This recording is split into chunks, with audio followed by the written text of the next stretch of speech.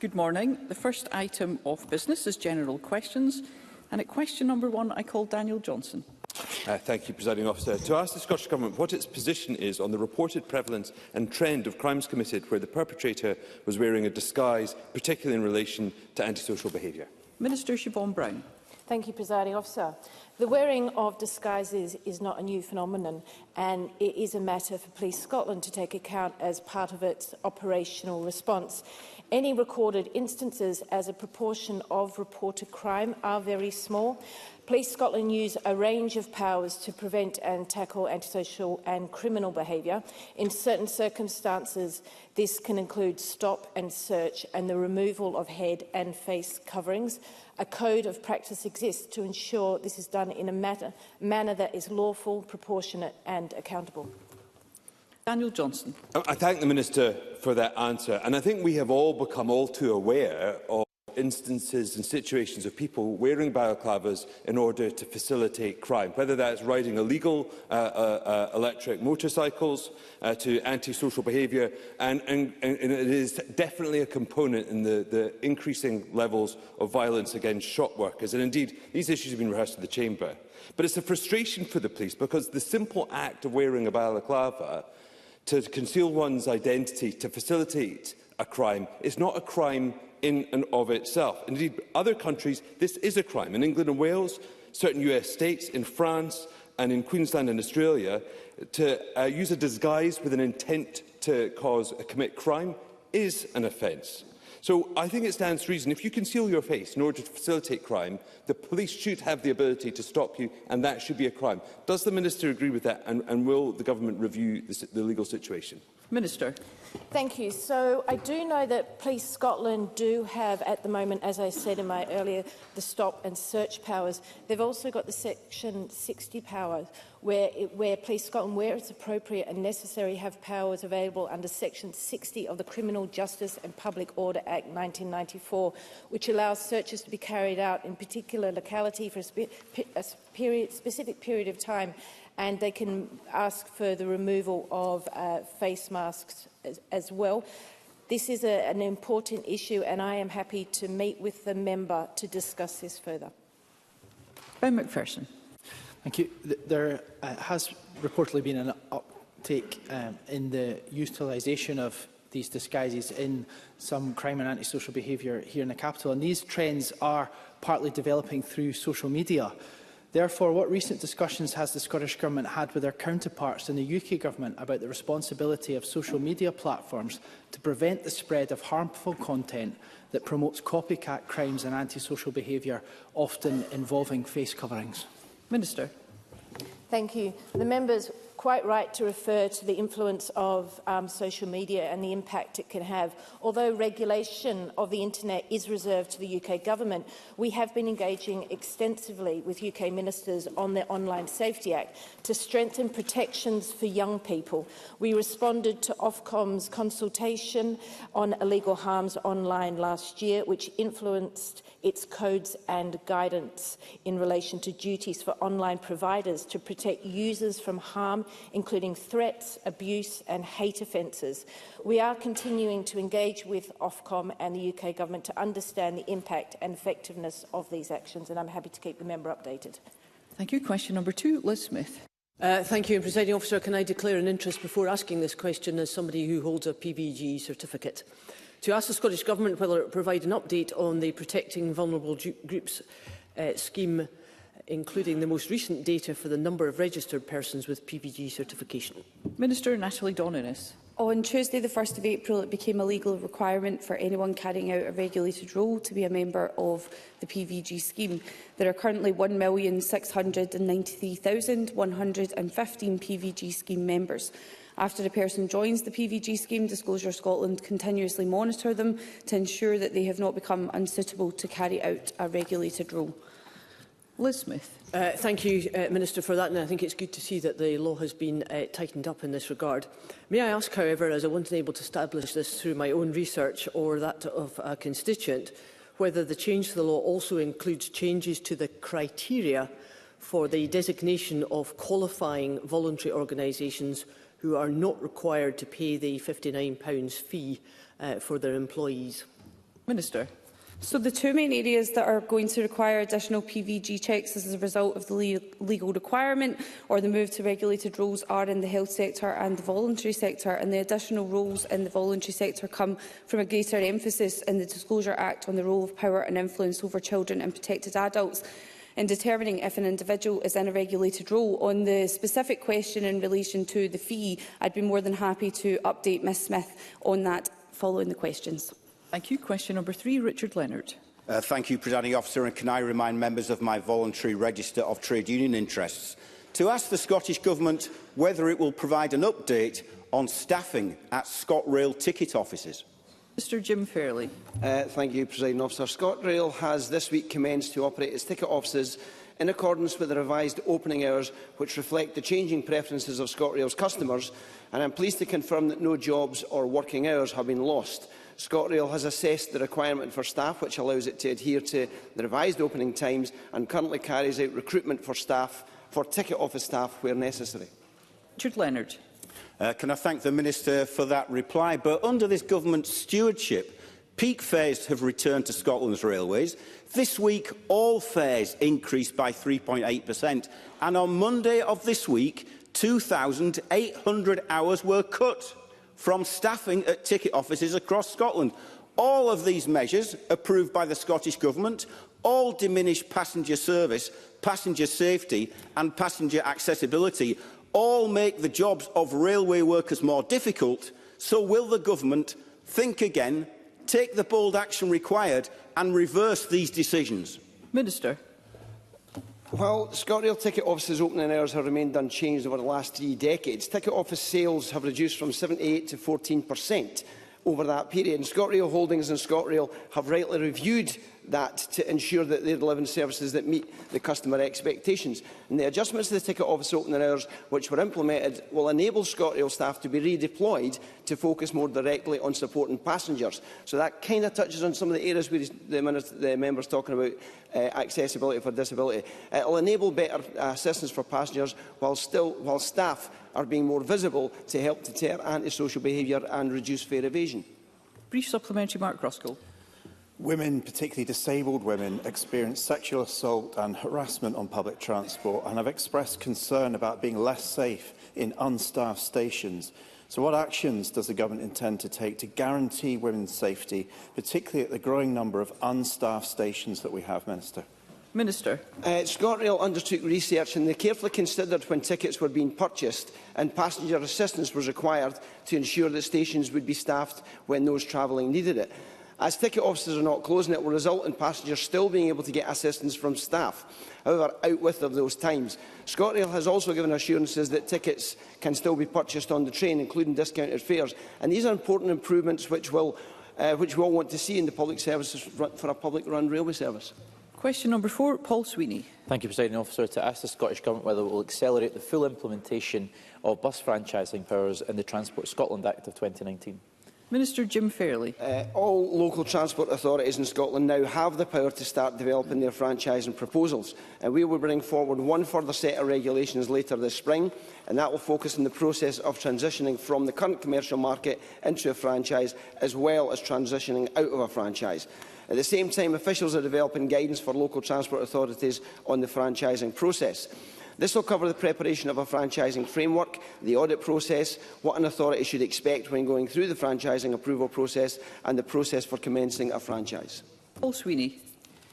Thank you, Presiding Officer. And those provisions are more than welcome, because this week bus fares in Glasgow have gone up to £5.90 for an adult day ticket, while a single has risen to £3.10. For too long, Glaswegians have paid the highest bus fares of any British city for an unreliable and fragmented service, while Manchester, Liverpool and Leeds are powering ahead with bus franchising. It's a huge opportunity for Greater Glasgow to take back control of its bus system. The next Transport Commissioner for Scotland will convene the panel that will decide whether SPT can establish that bus franchise. So does the Minister agree that the next Commissioner must not stand in the way of bus franchising, which is overwhelming democratic political support, and will he ensure that the RTP SPT is fully resourced for that purpose. Minister. I couldn't agree more with Paul Swinney. This is an absolutely fantastic opportunity for RTPs and other organisations to want to take control of the public service provision of buses, and I absolutely accept that point. We have been quite clear from day one that what we want to do is give the local authorities and the transport authorities the ability to be able to make that transition to franchising, and I think the provisions we put in place do exactly that. Question number 5, Douglas Lumsden. To ask the Scottish Government whether it will provide an update on when it will publish its energy strategy and just transition plan. Minister Alistair Allen. The judgments and issues in the energy strategy and just transition plan are informed and influenced by a range of recent developments in the UK Government's energy policy and indeed by court decisions. This, therefore, remains a rapidly changing landscape, which includes UK Government consultation on future oil and gas policy being open for stakeholder input over the coming months. We are taking time to reflect on these ongoing developments before drawing any conclusions and publishing any final strategy. Douglas Lumsden. Presiding Officer, this is becoming a joke. I have asked about the energy strategy 16 times in the last year because businesses want to know if investment will be welcomed here or not. Offshore Energy UK said last week that another 7 billion barrels of oil could be extracted from the North Sea and that half of the oil and gas the UK needs before 2050 could be produced domestically. In an increasingly unstable world, does the Minister recognise that it's common sense to make use of our own domestic supply of oil and gas rather than importing it from abroad? And does he also recognise the damage being caused by the SNP's presumption against new oil and gas? And will he ditch it today and finally confirm when his party's long overdue energy strategy will finally be published? Minister. The member will obviously be aware that the decision will ultimately be made by the UK Government, but we are clear in our support for a just transition for Scotland's oil and gas sector, which recognises the maturity of the North Sea basin and is in line with our climate change commitments. So offshore oil and gas licensing, as well as the consenting and associated fiscal regime, all of these things that go with it, I don't know why the member's shouting, because they are all matters that are currently reserved to the UK Government. Any further extraction and use of fossil fuels must be consistent with climate obligations and just transition commitments. And it's vital that we take an evidence-based approach to the energy transition. That is why we have consistently called on the UK Government to approach decisions for North Sea oil and gas projects on a rigorously evidence-led, case-by-case basis, with both climate compatibility and energy security key considerations. Question number 6, Martin Whitfield. Very grateful, Presiding Officer, to ask the Scottish Government what assessment it has made of the impact of the reported rising childcare costs on families, particularly those on low and middle incomes, in light of recent research by the Coram Family and Childcare Charity. Minister. Supporting families through access to high-quality, affordable and accessible childcare is critical to the First Minister's mission of eradicating child poverty. That's why, since 2021, we've prioritised investment of £1 billion per year in funded ELC for all 3- and 4-year-olds and those 2-year-olds who need it most. Our interim ELC 1140 evaluation report, published in August 24, found that uptake of funded hours is high, and there are promising signs that the expansion is delivering improvements in quality, flexibility, accessibility and affordability. Our full evaluation report will be published later this year. Martin Whitfield. I'm very grateful to the Minister for that answer. And while the cost for a part-time nursery place for an under 2 now costs an average of £70.51 per week in England after working parent entitlements, that is 56% decrease since last year. In Scotland, a part-time nursery place for a child under 2 costs an average of £122.38. a 7% rise on 2024. This will clearly hit the lowest paid workers hardest, with many families having to pay £50 or more a week for the same childcare in Scotland that they would get in England. What will the Scottish Government do to address this inequality? Minister. I think Mr Whitfield raises an important point, but I would point out Scotland is the only part of the UK to already offer 1140 hours a year of funded ELC to all 3- and 4-year-olds and eligible 2-year-olds. And our investment is fundamental to giving children the best start in life. Now, in contrast, the Institute for Fiscal Studies has also made clear that the poorest third of families in England will see almost no direct benefit from the UK Government childcare entitlements. Let me be clear, this is about what is best for Scotland's children. Our offer is built for the children who need it most. That being said, we are continuing to work with local authorities, continuing to work with stakeholders to see how we can support parents more. The member is aware of all the work that we're doing in relation to our early adopter communities and other aspects of our childcare offer, and I will continue to look for ways that we can support parents with their childcare costs. Brief supplementary, Ros McCall. Thank you, Presiding Officer. The value of good quality, accessible and affordable childcare is essential to addressing child poverty and enabling parents to re-enter the workforce.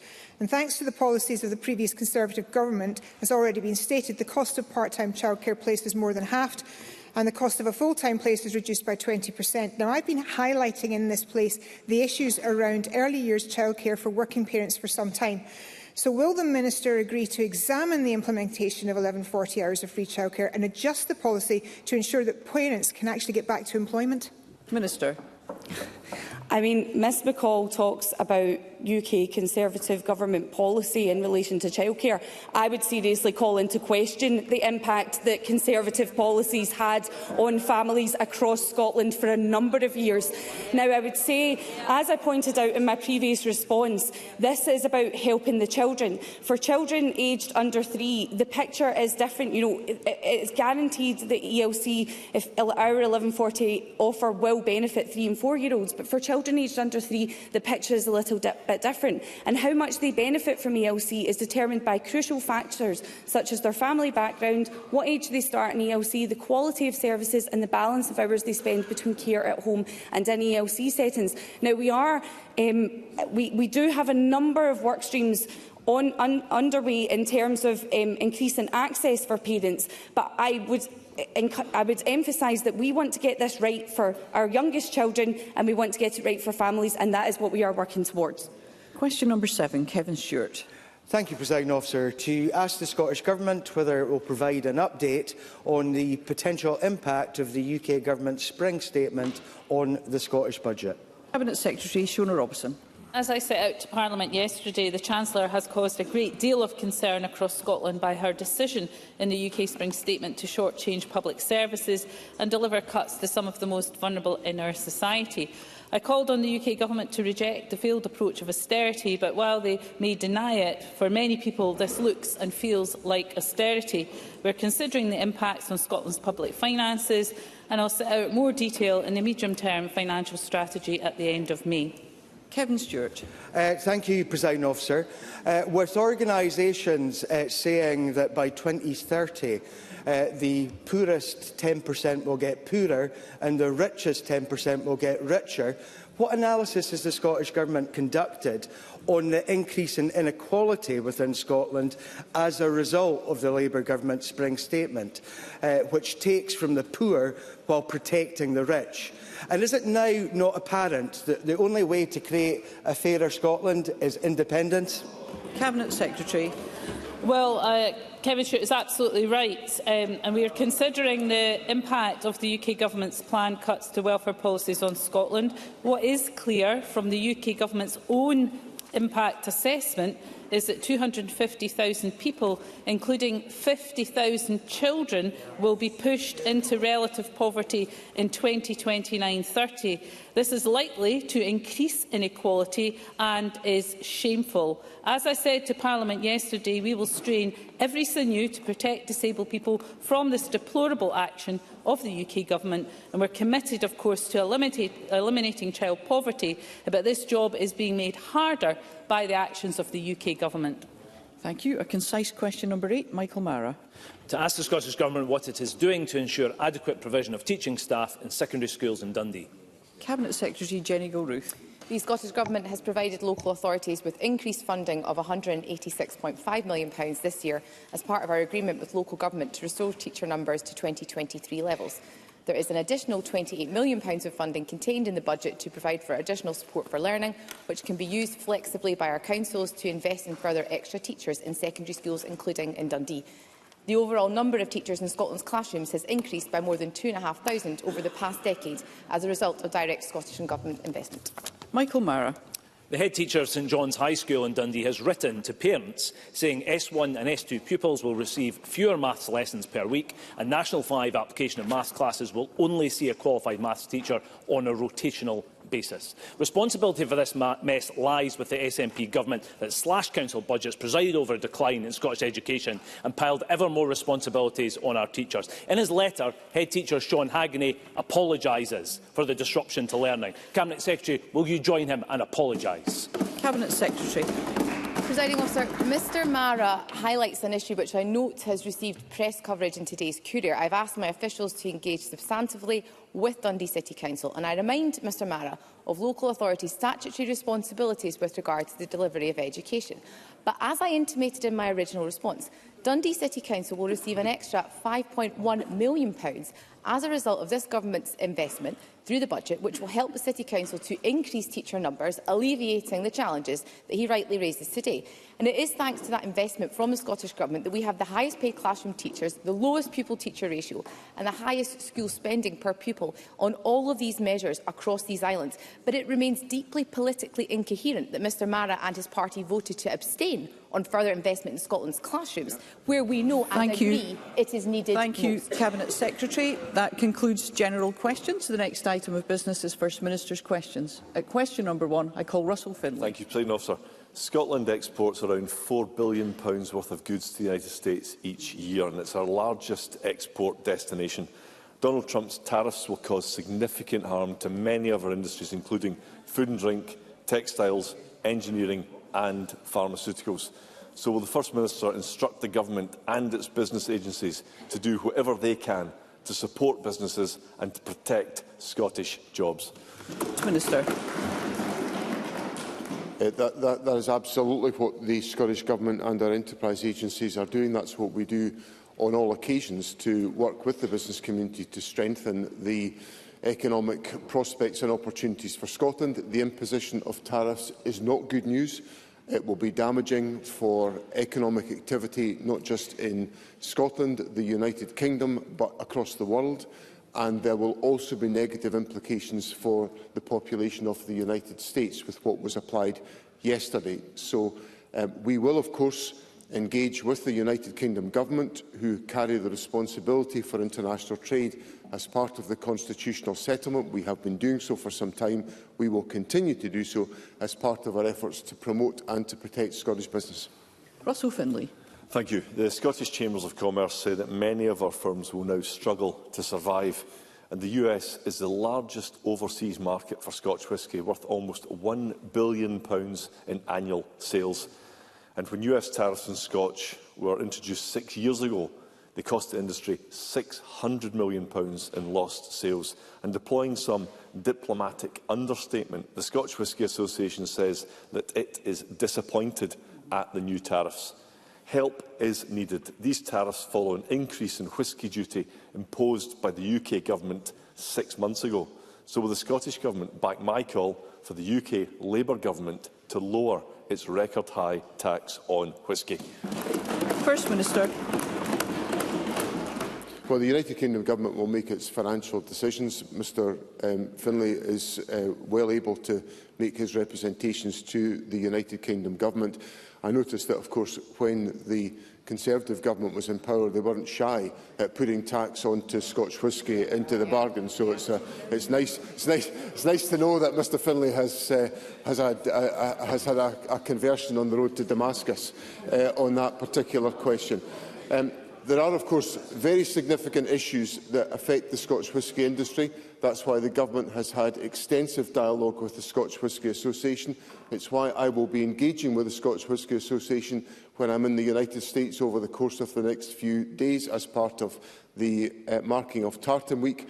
And I can assure Mr Findlay that this Government will leave no stone unturned in ensuring that we take forward the concerns of the industry, working with the United Kingdom Government and the industry to protect the prospects for industry that contributes very significantly to the economic well-being of Scotland.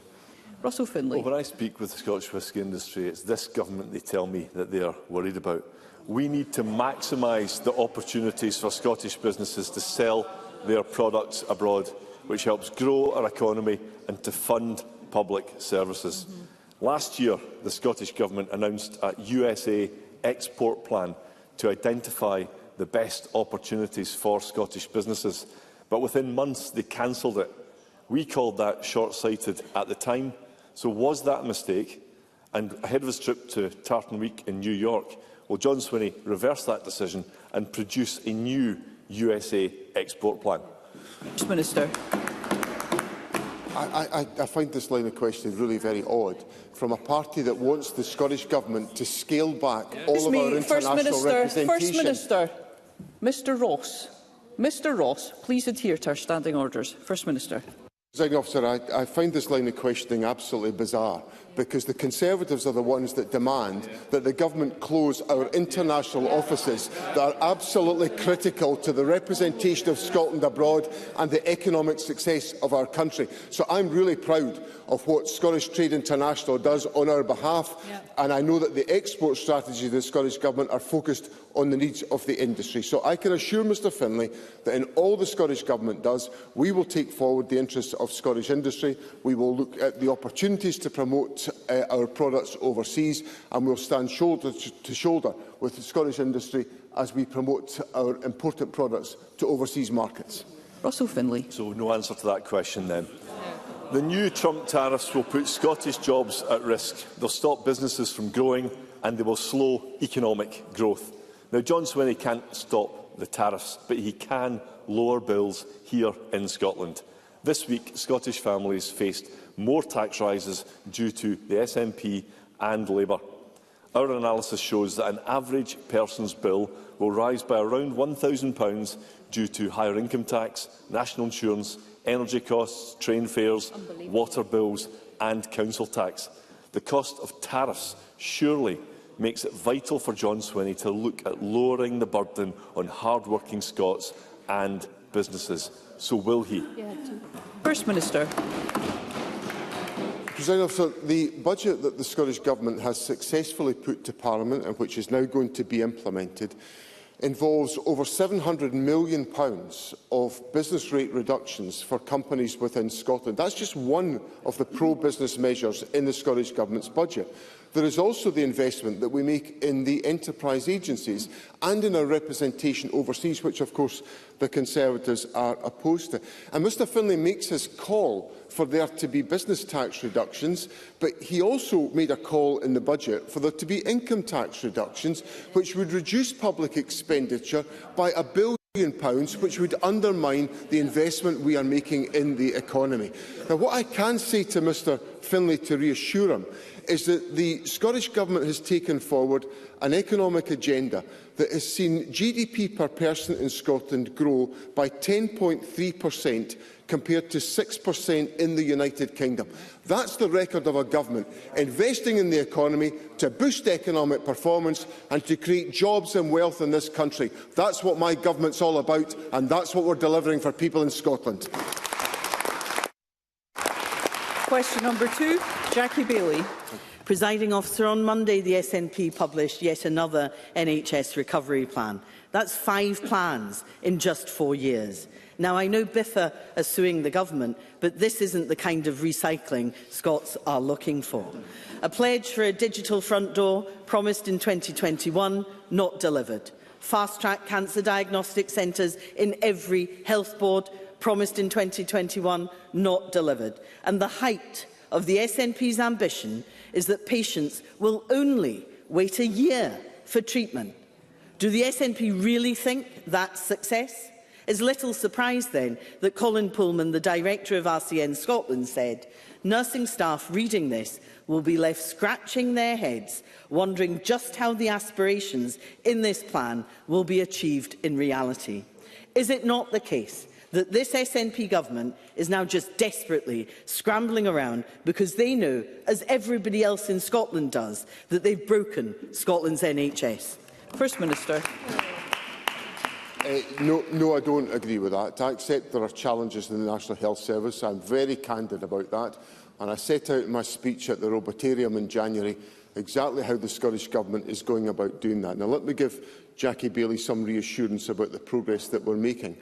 In April 2024, the Scottish Government provided additional funding to NHS boards to deliver 64,000 additional procedures by March of 2025. By the end of January, 75,500 additional procedures had been delivered. We promised 64,000 over a whole year. Within 10 months, we delivered 75,500. In addition to that, in all 4 key radiology diagnostic tests have shown a decrease, with a 4% decrease in the total waiting list size for diagnostic tests. So I accept there are challenges, but the Scottish Government is focused on delivering progress for the people of Scotland, and that's what we're delivering now. Jackie Baillie. Presiding Officer, the First Minister talks as if this is year zero. It isn't, because after 18 years in charge of our NHS, there's no one else left to blame. Let's take the crisis in primary care as an example. Back in 2018, the SNP unveiled a big new plan with the usual fanfare. They promised to deliver 800 more GPs. The result? Today there are fewer whole-time equivalent GPs, while demand has soared. In fact, since 2013, the number of whole-time equivalent GPs has fallen by more than 200, while funding has been cut by the SNP time and time again. It's the SNP's constant cycle of failure. Create a problem, announce a plan, things get worse, so rinse and repeat. Dr Ian Morrison, Chair of BMA Scotland GP Committee, told the BBC that general practice is at crisis point. Is he wrong? First Minister. I accept that, as I've said through all of my answers about the health service since I became First Minister, there are challenges, because what Jackie Baillie ignores is the impact on population health as a consequence of our global pandemic that's had a colossal impact, not just on the health service here in Scotland, but across the United Kingdom and in every affected country in the world. So I recognise the challenges in the NHS.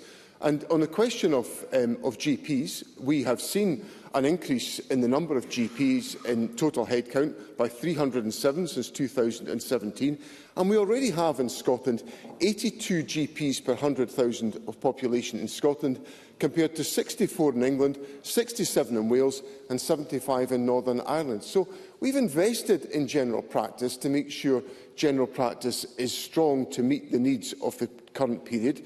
We've also invested in broadening the staff base within general practice, and also by the recruitment through health boards to make sure that allied health professionals are able to contribute to meeting the demand as a result of the COVID pandemic that is now presenting itself in the National Health Service. So let me assure Jackie Baillie that the Government is absolutely focused on delivering improvements in the National Health Service. We're beginning to see the fruits of that plan that's resulting in more procedures, more activity, more engagement in the National Health Service, and there'll be more of that to come in the period ahead, because the Government's put a record sum of money in to support the National Health Service.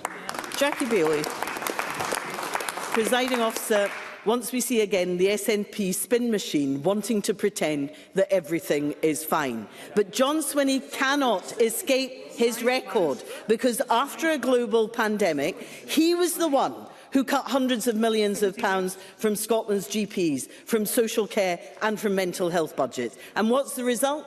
Cancer targets missed, waiting lists out of control, deadly diagnosis delayed, thousands forced to go private. But don't worry, the 5th NHS recovery plan in 4 years will definitely sort it all out. And when it doesn't, there is still time to fit in a few more before the election. NHS nurses, doctors and ambulance workers are not fooled. 800,000 Scots stuck in pain on an NHS waiting list are not fooled. They deserve more than the SNP's hollow apologies and half-baked plans that never get delivered. Isn't it the case that after 18 years in charge, if the SNP had a plan to fix the NHS, they would have done it by now? First Minister. Well, that is just what we hear from Jackie Baillie every single week, and it ignores the facts. of what are actually going on. So well, it's important. Well, Jackie Bailey's raised some really important issues about cancer care, and I want to let's hear one another. And I want to reassure members of the public, because it's not good enough for Jackie Bailey to create the alarm that she is creating with those questions. Yeah. So let's take the 31-day standard. 94.7% of patients, 94.7%, were treated within 31 days of a decision to treat, and the median wait is 4 days. Now that is demonstration of the achievements of the National Health Service, and most importantly, we are treating more patients with cancer on time within both the 31 and the 62-day standard than compared to the same quarter 5 years ago. 4.5% more within the 31-day, 1.6% more than the 62-day standard. Jackie Bailey mentioned mental health services, child and adult mental health services.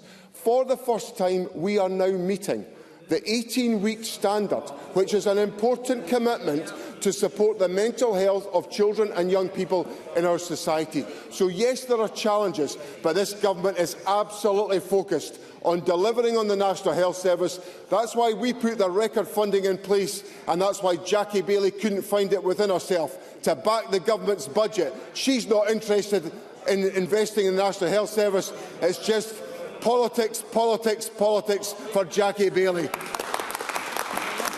Question number 3, Patrick Harvie. On Monday this week, the Scottish Government withdrew critical protection against rent rises. For the first time in years, landlords will now have the power to instantly set rents back to uncontrolled free market levels. Tenants won't be able to stop it and won't be able to afford it. Let's be clear about the scale of the SNP's rent hikes. Data from Generation Rent and Living Rent showed that even when protections were in place, some landlords still tried to break the rules. In Glasgow, one landlord tried to double the rent from £700 to £1,400. But until this week, thanks to the temporary rent protections that I was proud to introduce, people like that could be stopped. That unbelievable increase was capped by the regulator at £784 instead of £1,400. So does the First Minister now understand why tenants across Scotland are so fearful about what he has done? First Minister. President Officer, before I answer the substance of Patrick Harvie's question, I wonder if you would allow me to just express to Patrick Harvie my good wishes on his decision to step down from the leadership of his co-leadership of the Scottish Green Party. And I've always enjoyed our encounters. We will have many more of them before the summer, and I wish him well for the future. On the substance of the question that he has raised, there are 2 points that I would make.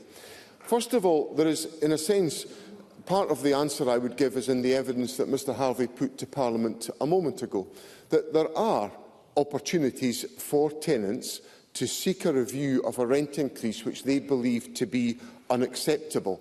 And that has been exercised in one of the examples that Mr Harvie put to me, and exercised with success. But the second point I would put is the importance that the Government attaches to the principle of the point that Mr Harvie has made to me, which is why we're bringing forward a housing bill, and it's why we're introducing the concept of rent controls. And Parliament is currently considering at stage 2 the housing bill that will make provision for these issues as we move forward. Patrick Harvie. Well, I'm very grateful for the kind personal remarks from the First Minister, but I fear his comments on this policy issue are complacent. He talks about the protections that I just described. The point is those protections ended this week. They're no longer there protecting people. And it's a similar complacency to what we heard from the Minister for Housing. When he was some of these figures put to him, all he could say was that he was asking landlords to be sensible with these new, utterly uncontrolled powers. In truth, there is nothing now holding back a tide of unaffordable rent rises. And the Scottish Government hasn't even published an assessment of the number of people who are going to lose their homes as a result. The protection the Greens introduced succeeded in preventing eye-watering rent increases. Rents are already too high in Scotland. Question, please, Mr Harvey. And with energy bills going up and social security under attack, people need a government here that will be on their side. So will the First Minister think again, stop watering down the new housing bill and make sure that it can cut rents instead of locking in ever more rent rises for the future?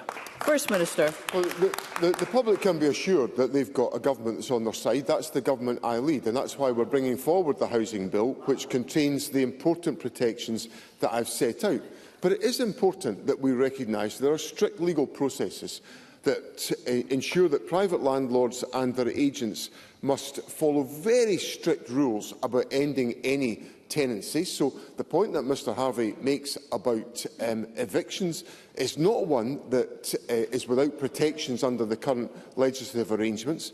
There are also the measures in place that enable tenants to seek a review of a rent increase.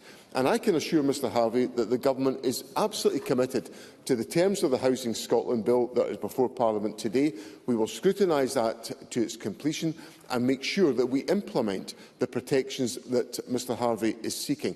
That's the process that Parliament is going through just now, and the Government will see it through to its conclusion. Question number 4, Kevin Stewart. Thank you, Presiding Officer. To ask the First Minister what the Scottish Government's response is to reported comments made by the Chair of the North Sea Transition Task Force that the North Sea's future should be a national mission. First Minister. Presiding Officer, the North Sea is vital to Scotland's energy transition. However, decisions on offshore oil and gas licensing, consenting and the fiscal regime are all currently reserved to the United Kingdom Government. We have consistently called for the UK Government to approach these decisions on a rigorously evidence-led, case-by-case basis, with climate compatibility and energy security as key considerations. We are clear in our support for a just transition for Scotland's oil and gas sector, which recognises the maturity of the North Sea Basin and is in line with our climate change commitments. Stewart. Thank you, Presiding Officer. Does the First Minister... Well, the report recommends, first of all, that, among other things, a long-term, large-scale investment in low-carbon technology and ensuring that the continued and planned oil and gas extraction is in line with net-zero commitments. Does the First Minister share my view that, while they remain in charge of energy policy, the Labour Government must resource the transition appropriately to maintain and secure jobs, and that they must map out credible energy security transition and net-zero strategies in order to get this right for the future? Or, ideally, the national mission could and should be undertaken by an independent Scotland?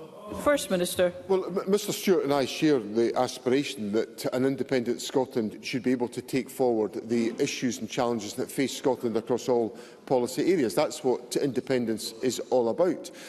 The most constructive thing I think that can be done, the most immediate thing that can be done, is the United Kingdom Government can give an early and, well, actually an immediate commitment to the Acorn carbon capture and storage project.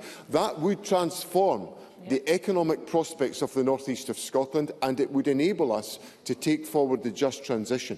Now, Mr Stewart will know my frustration at the lack of progress being made with the United Kingdom Government, successive United Kingdom governments, about the Acorn carbon capture project, but that could enhance the opportunities for Scotland and deliver the future of the oil and gas sector and our net-zero transition.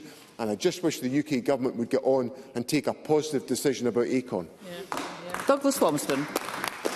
Presiding Officer, the Transition Task Force also said that whilst we are transitioning towards renewables, it makes absolute sense to take what you can from the North Sea. So does the First Minister recognise the vital role that oil and gas will play in the transition, and will his party abandon its presumption against new oil and gas and ditch its hostility to the sector, which supports over 80,000 jobs in the North East? First Minister.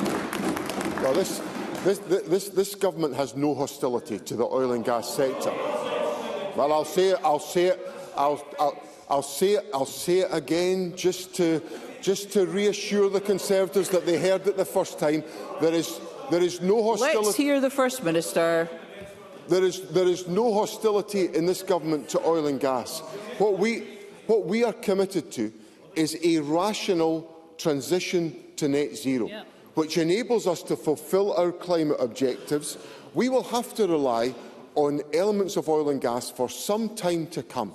and that will be part of the approach that the Scottish Government takes. But we also have to fulfil our climate objectives. Now, I know that there's been another change of position in the Conservative Party. Russell Findlay a few weeks ago said it was refreshingly honest of Kemi Badenoch to say that we should abandon our climate change targets. Now, what does that say about the Conservatives? It says the Conservatives are prepared in this Parliament to vote for climate change targets, and then when it becomes opportune to cuddle up to Nigel Farage and reform, they abandon the climate change targets. We all now know, because they're now deserting the Tory party is in a dance with Farage. Well, I'm going to leave them to all of that. Fergus Ewing. Presiding Officer, the developers of both the Rosebank and Jackdaw oil and gas fields have obtained their necessary exploration and other licences. They've complied fully with all government regulations. And on the strength of that, Presiding Officer, between them, they have invested well over £1,000 million thus far. If they are now declined final permission because the rules have changed and the goalposts have been moved, surely the UK Government will almost certainly be pursued for legal claims by these companies for recovery of these sunk costs and possibly also loss of profits extending to several billion pounds or more, and consequential reduction in the Scottish budget of hundreds of million pounds. Will the First Minister, who is not hostile to the sector, now confirm Rosebank and Jackdaw must now go ahead? First Minister. President, as Mr Ewing knows, I am a very strong believer in the rule of law. And the issues there are Let's hear one another. Well, I'm going to say that again, because that is part of my entire being, is my belief in the rule of law. I know the Conservatives are cavalier about the rule of law, but I'm not cavalier about the rule of law, not one bit of it. Now, some of the issues that Mr Ewing raises in his question are, of course, influenced by court judgments that have been made. The Scottish and United Kingdom governments will have to consider the implications of those court decisions, and Mr Ewing, as an experienced parliamentarian and lawyer, will understand the importance of considering those particular rulings as we make judgments, and of course there could be implications of those judgments. But I assure Mr Ewing that the Scottish Government will always take a considered approach to those rulings that we must bear in mind in any decisions that we take. Question number 5, Stephen Kerr. To ask the First Minister what engagement the Scottish Government has had with the UK Government regarding what assessment has been made of the potential impact of an extension of US tariffs on Scottish businesses that export to the US market. First Minister. President Officer, there can be no doubt that the tariffs announced by the United States will cause damage to the global United Kingdom and Scottish economies. Scottish Government officials and ministers have been making representations to the UK Government on this matter for some time. Yesterday, the Minister for Business, Richard Lockhead, spoke with Douglas Alexander, the UK Minister of State for Trade, and emphasised the need to ensure Scotland's interests are protected in their negotiations with the United States. Scottish Government agencies will work with businesses to help advise and support them through this difficult and uncertain period. Stephen Kerr. If I might take a slightly different tack in relation to this issue, there's no doubt that these new tariffs announced last night will hit some of Scotland's most valuable exports: Scotch whisky, salmon, pharmaceuticals and power-generating equipment among them. So will the First Minister use his visit to the United States this weekend to make the case for fair and reciprocal trade? And will he work closely with the United Kingdom Government to protect Scottish jobs and businesses? Because rather than retaliate, we need to stay calm, keep a level head and focus on reaching a deal that shields Scotland from the worst economic impacts. First Minister. President Officer, there's a lot in Mr Kerr's question with which I agree, because the I am a believer in free and open trade. I am a believer in exporting and international business activity. It serves Scotland well, and indeed, if I think about organisations like the Scottish Council for Development Industry, that is now Prosper, led the debate for most of my life on the importance of exporting and broadening the export base of the Scottish economy. So there's a lot in what Mr Kerr said with which I agree. We do, however, have to recognise the severity of the economic impact that will come as a consequence of the tariffs, and of course there are different responses to that can be formulated. I do give him the assurance that there will be close dialogue with the United Kingdom Government on these questions. It was a subject, as I said, that Mr Lockhead was discussing yesterday. Before Lord Mandelson took up his role as His Majesty's Ambassador to the United States, he and I had a conversation about the important issues that mattered to Scotland in that role, and Lord Mandelson generously gave of his time to make sure he was aware of that before he took up his office. So we will leave no stone unturned in promoting and protecting Scottish business and in finding our way through these challenges, but we all have to be aware that there will be negative implications based on what we heard yesterday. Number 6, Katie Clark. To ask the First Minister what the Scottish Government's position is on whether the reported increased annual costs of Scotland's prisons to over £77,000 per prisoner represents good value for public money. First Minister. The figure of £77,000 is wrong. It mistakenly includes capital spending in estimating the cost of a prisoner place in Scotland by taking total spend and dividing by population. The average cost of a prisoner place in 23-24 was £47,140. This information was released by the Scottish Prison Service in February.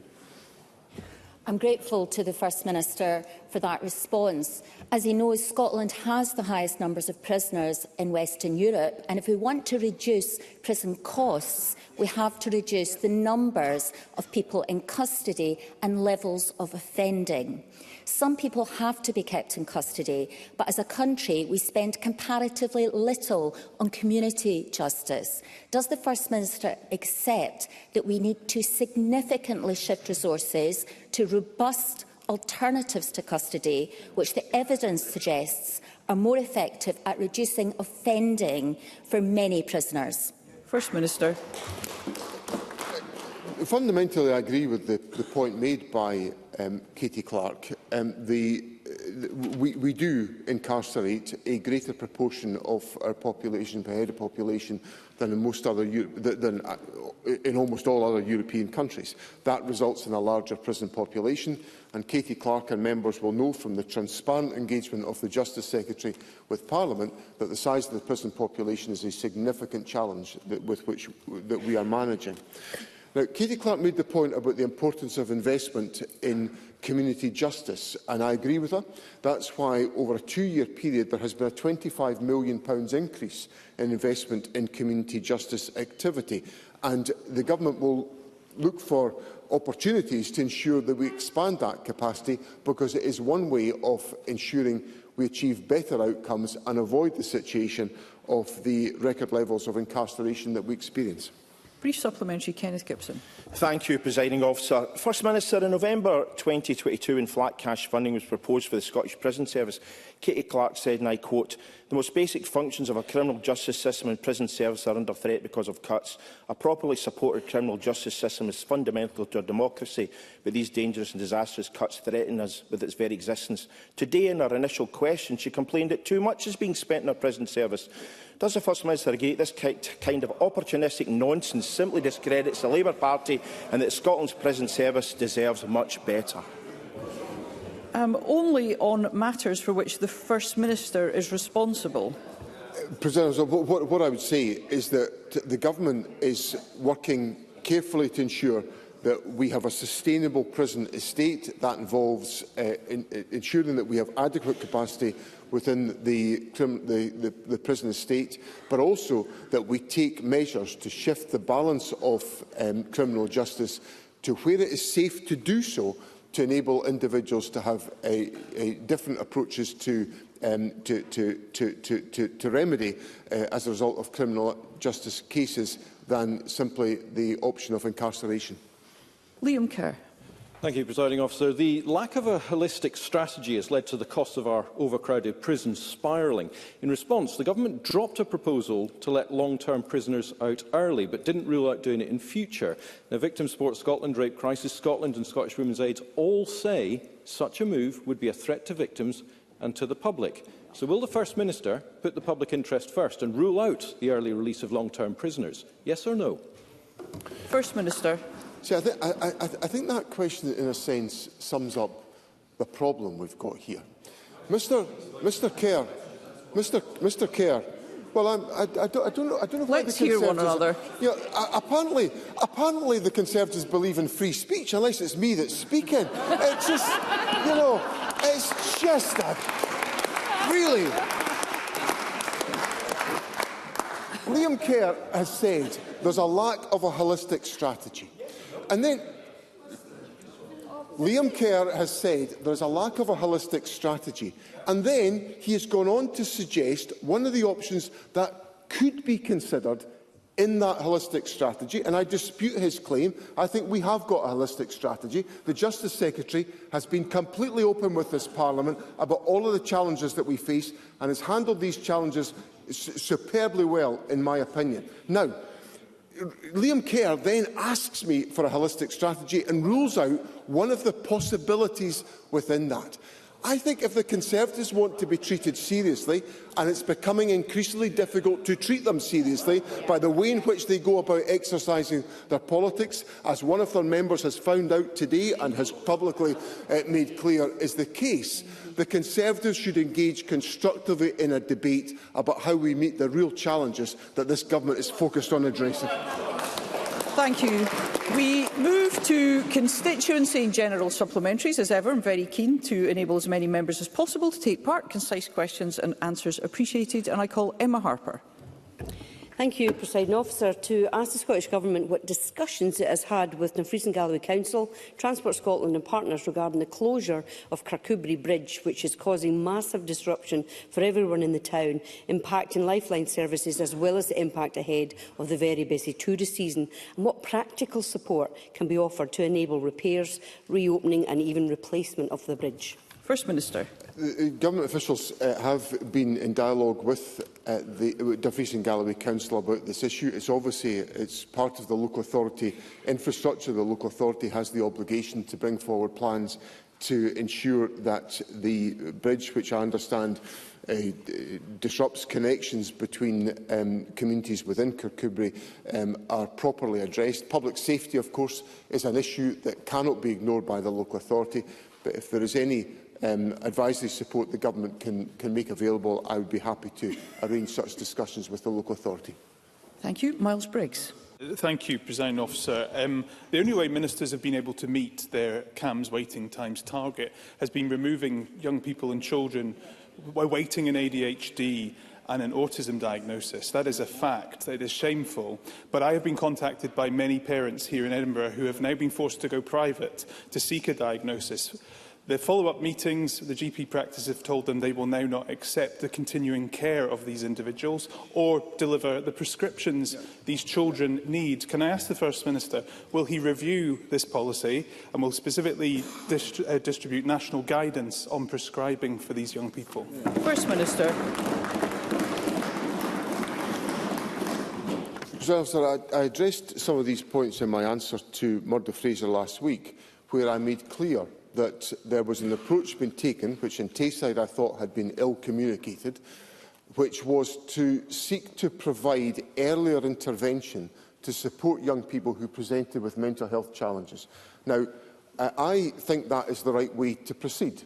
I think that early intervention of support that can meet the needs of young people is the way that we should move forward. But it has to be properly planned and delivered and communicated in all localities.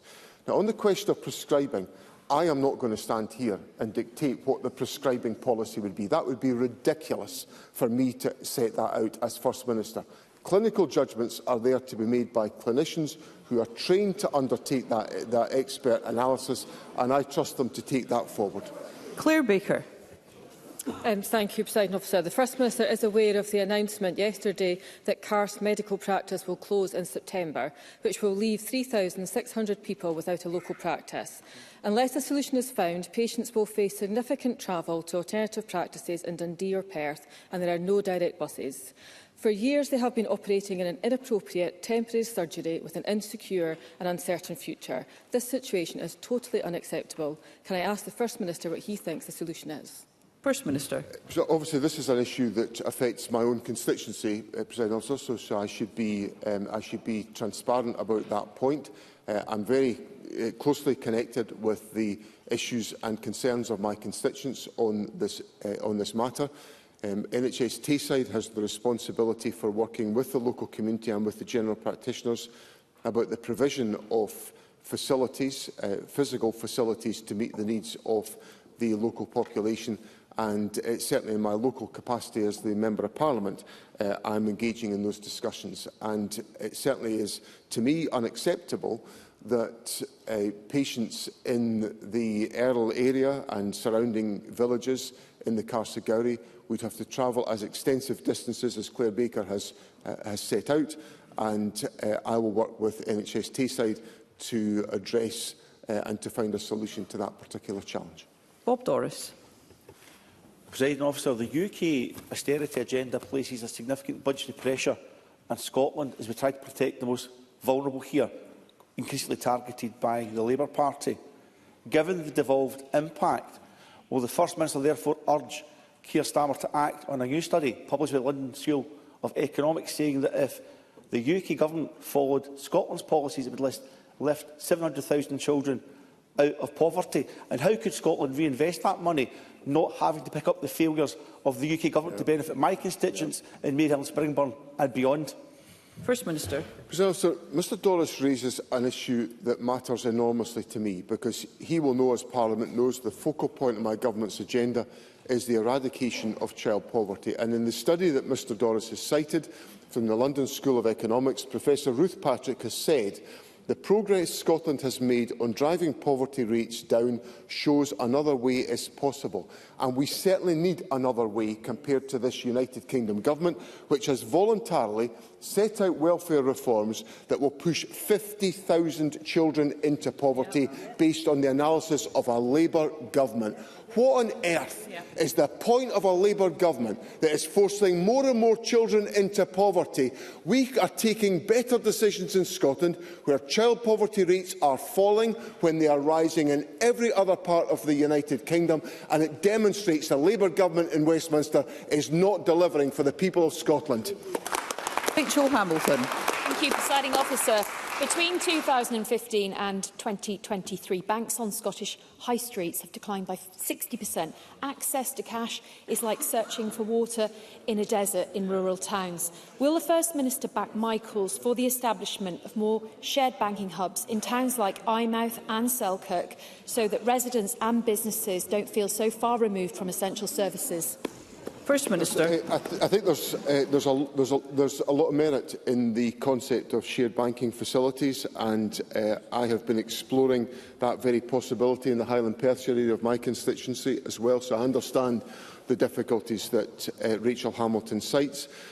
I would encourage banks to work together on this proposition. There are a number of examples in Scotland where banks have come together. And I think this is a way of trying to broaden access to cash in rural areas, and I can understand the viability challenges that individual banks alone find in a particular town. But on a collaborative basis, there are solutions to be sought. So I do encourage different banks to engage constructively on these questions in local areas. Michael Mara. On 19 March, the management of the University of Dundee and the leaders of the Scottish Funding Council committed to Parliament to provide a new recovery plan for the University of Dundee within 2 weeks. That deadline passed yesterday, First Minister. There is no new plan. This could not be more urgent. Every day that passes without a plan further imperils the most important institution in my city. There is a complete absence of leadership.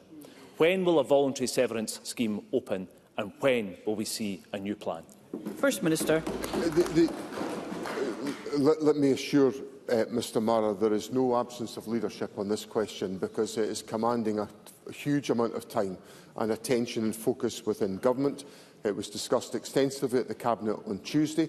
The Deputy First Minister is leading cross-government work, working closely with the Education Secretary, who has portfolio responsibilities for universities, the Health Secretary, because of the extraordinary significance of life sciences within the University of Dundee, and the Justice Secretary in relation to the role of, for example, the Leverhulme Institute, which is fundamental to the University of Dundee. I have made it absolutely clear that the original financial recovery plan is completely unacceptable, and there has to be an alternative. That work is underway. There was discussions this morning which have narrowed down some of the options that are being taken forward, and the Government will consider further proposals. But I want to assure Mr Mara that there is a real focus on ensuring we chart a pathway forward here. But it's also important that I make clear that there is a secure future for the University of Dundee. I want students to accept their offers from the University of Dundee confident in the future of the university. I want researchers to be confident that they can continue their involvement in the University of Dundee, because this Government is determined to secure that future for the university. It will take us time. We've put the financial liquidity support in place, as requested by the University of Dundee, to make sure they are secure in what they do in the period ahead. But the design of an alternative recovery plan is an absolute prerequisite for the next steps that we must take, and the Government is determined to take them. Briefly, Liam MacArthur. Thank you. As the First Minister knows, in farming communities across Scotland this is lambing season, but he'll also be aware that we're seeing an alarming rise in attacks by ravens on lambs and ewes, leading to shocking, often fatal injuries. In Orkney, I've heard from distressed farmers who've lost stock in horrendous circumstances, and from vets who talk about serious animal welfare concerns. It's clear the raven population has increased significantly in recent years, so does the First Minister agree that a survey of raven numbers is now urgently required? And will he ask Nature Scot not just to carry out that survey, but also provide whatever support farmers need through licensing to deal with attacks, ideally before they occur? First Minister. I acknowledge the significance of the point that Mr MacArthur raises, and indeed when I recently visited Orkney I had this issue raised with me by farming representatives on the visit. There is of course the opportunity for there to be licences issued by Nature Scot to tackle the issue that Mr MacArthur puts forward, and obviously if there are farmers locally that wish to take that up, that can be encouraged. I certainly will encourage Nature Scot to engage with the farming community in Orkney, and I know in other communities, to address the issue. As to the specifics of whether a population survey is the best way forward, I'm not certain that's the answer, but I certainly will explore that for Mr MacArthur and will write to him with the response from Nature Scot. Thank you. That concludes First Minister's questions. Could I have your attention, please? A fire has been reported in this area. Visitors in the public gallery, please follow the directions of security staff and evacuate to the public foyer immediately. People who require assistance to evacuate and those with a personal emergency evacuation plan requiring the use of a refuge point should move to the nearest available refuge point now.